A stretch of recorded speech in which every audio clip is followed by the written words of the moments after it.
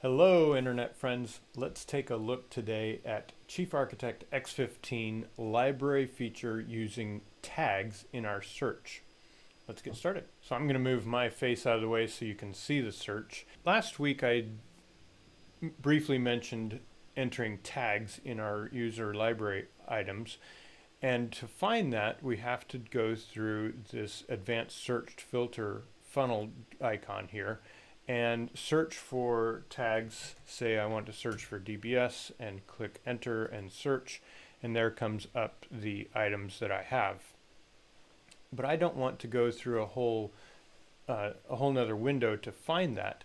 Let's quickly add the tags to our library browser here. I'm going to right click and hit tags, and you'll see the tags are right down here. So when I click on DBS, quickly it pops up the items that have DBS tagged in it.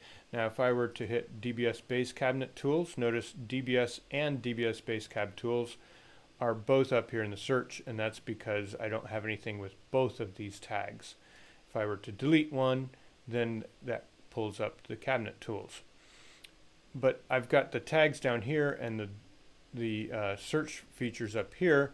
I want to move these tags up. Let's right click and uncheck lock panels, and I can drag the tags. Come on. Nope, there we go. Uncheck lock panels.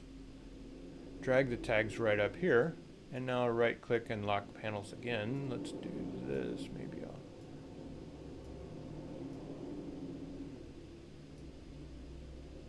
I can't resize. Okay, lock panels anyway.